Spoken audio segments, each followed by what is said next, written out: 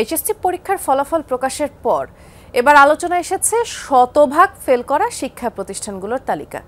শিক্ষা বোর্ডের তথ্যমতে 202টি শিক্ষা প্রতিষ্ঠানের একজন পরীক্ষার্থীও উত্তীর্ণ হয়নি, আর অকৃতকার্য হয়েছে 5 লাখের বেশি শিক্ষার্থী। ফলাফলের এমন চিত্রে প্রশ্ন উঠছে শিক্ষক ও শিক্ষা প্রতিষ্ঠানগুলোর মান এবং এমপিও নির্ভর ব্যবস্থাপনা নিয়ে।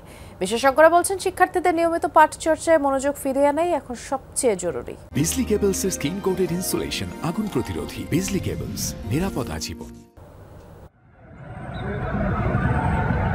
ময়মনসিংহের ত্রিশাল উপজেলার হরিরামপুর গ্রামে সানাউল্লাহ আলিম মাদ্রাসার খোঁজে যমুনা টিভি। এবার আলিম পরীক্ষায় প্রতিষ্ঠানটি থেকে পাশ করেনি কেউ।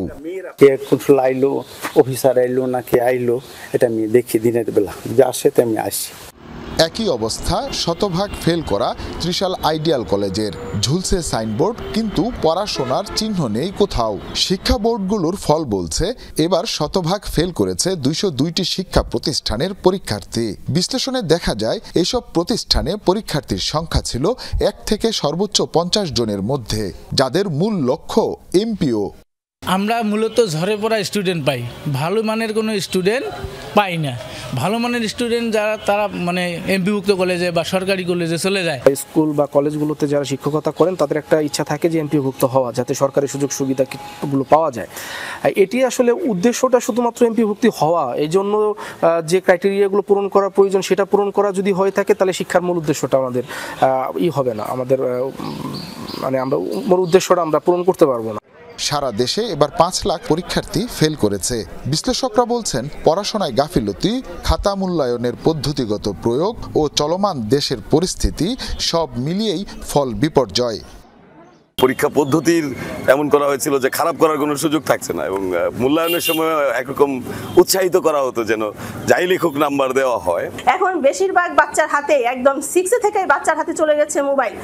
সেই মোবাইলটা গার্জিয়ান কখনোই নিয়ন্ত্রণ করতে পারতেছে না। অলিতে গলিতে তারা শুধু প্রাইভেটে দিয়ে রাখছে বাচ্চাদের, কিন্তু কোনো গার্জিয়ান কোনো খোঁজ নিতেছে না। বাচ্চারা প্রাইভেটের নাম করে 1 ঘন্টা তারা বাইরে সময় নষ্ট করে পরে বাসায় যাচ্ছে, বলছে প্রাইভেট পড়ে আসছি। এবারই ধাক্কা শেষ না, ব্যবস্থা না নিলে এর প্রভাব পড়বে আগামী 3 বছরের এইচএসসি ও সমমান পরীক্ষার ফলাফলেও, বলছেন সংশ্লিষ্টরা। শর্ট সিলেবাস এসএসসিতে যেটা এখনও মানে 25 সালে হয়েছে শর্ট সিলেবাসটা, সেটা যখন 26 সালে ইন্টারমিডিয়েটে যখন বা এইচএসসিতে ভর্তি হবে, ফার্স্ট ইয়ারে ভর্তি হবে, তখন সেটা একটা অগাধ সিলেবাস হয়ে যাবে। তখন এই যে শর্ট সিলেবাসের যে ধারণাটা থেকে তখন তারা সমুদ্রে পড়ে যেয়ে একদম হতাশ। দীর্ঘদিন একটা সিস্টেম থাকার কারণে ছাত্রছাত্রীরা বিদ্যালয় এবং পারিবারিক জায়গায় যে তারা যে শিক্ষা অর্জন করতো সেখান থেকে অনেক দূরে সরে গিয়েছিল, এবং বর্তমান সরকার আসার পর শিক্ষাক্ষেত্রে আমার মনে হয় গুণগত পরিবর্তনের দিকে নজর দিয়েছে, যে খুব সহজ পাঠ্যাভ্যাসের মধ্যে জনপ্রিয় রেজাল্ট করা, অভিভাবককে প্লিজ করে দেওয়া, সেখান থেকে বেরিয়ে আসতে হবে। ছেলেরা যেন, ছাত্রছাত্রীরা প্রকৃতপক্ষে বাসা থেকে এবং বিদ্যালয় থেকে গুণগত শিক্ষা পায়, তার ভিত্তিতে রেজাল্ট করে।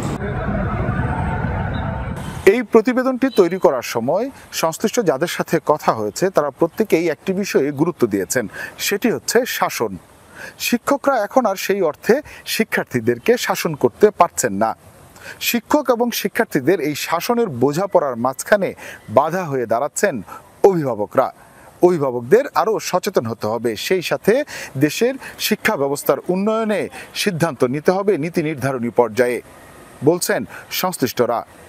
হুসাইন শাহিদ, যমুনা নিউজ, ময়মনসিংহ।